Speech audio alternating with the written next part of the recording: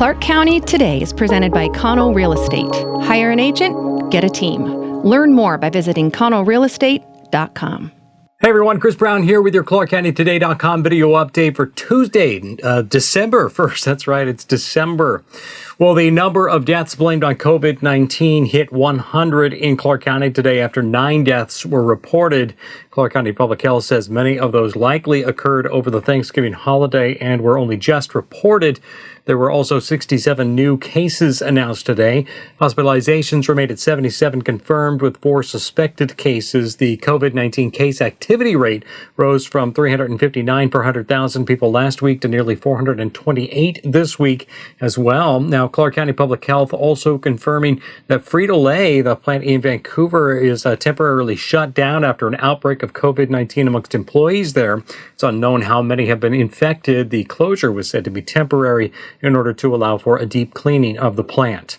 Well, today, Peace Health Southwest Chief Medical Officer Dr. Lawrence Neville spoke with members of the media outlining how his hospital system is gearing up to meet what is expected to be a further bump in COVID-19 cases and hospitalizations following the Thanksgiving holiday period. We have 42 patients in-house at our Vancouver, Peace Health Vancouver facility. 4 of those are ICU patients, and the remainder are either medical surgery or what we call step down. So they are intermediate between ICU and regular med-surg status patients.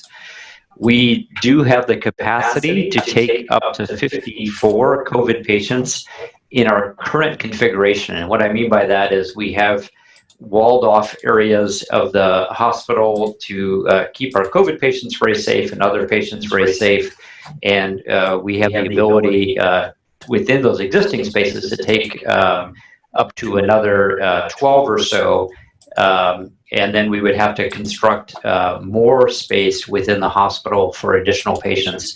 And we can usually put up a wall that's ready for additional patients within about 24 to 48 hours maximum, and are prepared to do so if we need to. Neville said they've already seen 1 patient with simultaneous flu and COVID-19 infections. That's a major concern as we move through the typical flu season. Still, rates of flu vaccinations are up sharply and cases have been much lower than a typical year. Neville said to this point they haven't seen staffing issues reported by hospitals in other hard-hit parts of the country.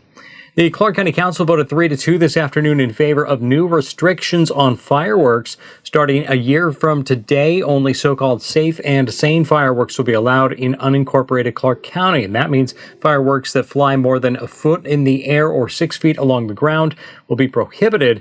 Councilors Gary Medvedev and Eileen Quirine O'Brien were the only no votes. Supporters of the ban point to the growing fire dangers and noise complaints from those fireworks. Public events such as the Fort Vancouver Fireworks Show and 4th at the Fairgrounds will still be allowed to use aerial fireworks in their displays. For more details on the changes, read our full story at clarkcountytoday.com. Well, discussion continues around the I-5 Rose Quarter project at their November meeting. The executive voters declined to approve a $5 billion transportation bond last month.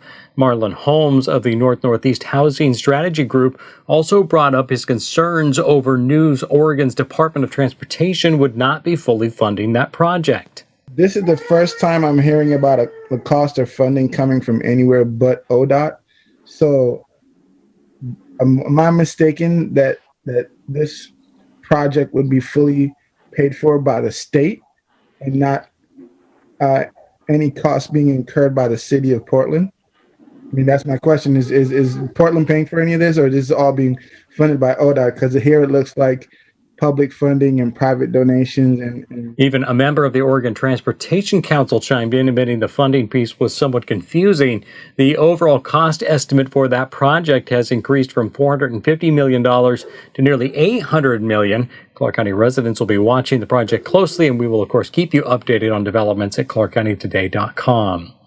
Well, on to our good news segment of the show. As with most things, the annual Chuck's Produce Toy Drive looks a little different this year. Paul Valencia tells us the grocery chain wanted to keep things a little extra local. There is still time to make a drive to Chuck's Produce and give to the toy drive. This year, there is an emphasis on local in this local toy drive. Chuck's has partnered up with Santa's Posse of the Clark County Sheriff's Office. The toy drive lasts through December 11th. My name's Sean Jarrett, and I'm the store manager here at Chuck's Produce in Salmon Creek. And we have two locations, the one here in Salmon Creek and then we have the one over on Middle Plain. And we're both very involved this year in the Santa's Posse Toy Drive. And this is our first year to be involved with them and be part of such a great local charity. And we're really excited about all the things we're going to be doing. We're looking for all of our great customers to come in, donate whatever good unwrapped toys that they can to this, and we're just looking forward to really making Christmas successful for a lot of kids in the neighborhood. We would love for people to be able to bring in unwrapped brand new socks and toys, so those are the two things besides toys that are most needed for the holiday season. And so, as you can see, we've already got some of that already going on here. So whatever you can bring in for us, that would be great. We'd really appreciate it. All right, thanks so much for that report, Paul. Lastly, this evening, the annual parking passes for Clark County's regional parks went on sale today. The 2021 passes will cost $30 and get you into Frenchman's Bar, Vancouver Lake, Salmon Creek, and Klein Line regional parks. We will, of course, have a link to the county's website where you can purchase your pass on our own website. Now, this year, due to the COVID-19 pandemic, passes will be available online only through the winter. Fee booths will sell them once they are staffed in the spring. Now, without those passes, daily parking fees are $2 for motorcycles, $3 for passenger vehicles, or $8 for a bus or motorhome. You do the math, you only need to visit those regional parks once a month to save money on those passes. Now, we should point out that the passes expire at the end of 2021, so the earlier you get one, the better. And that's your Tuesday check of the stories we're following for you at clarkcountytoday.com. You can find us on Facebook, Twitter, or Instagram to see when stories are posted, and of course be part of the conversation. If you want to send us story ideas and feedback via email, you can do that at news@clarkcountytoday.com. For all of us, I'm Chris Brown. Thanks so much for watching. We'll be back with you again tomorrow.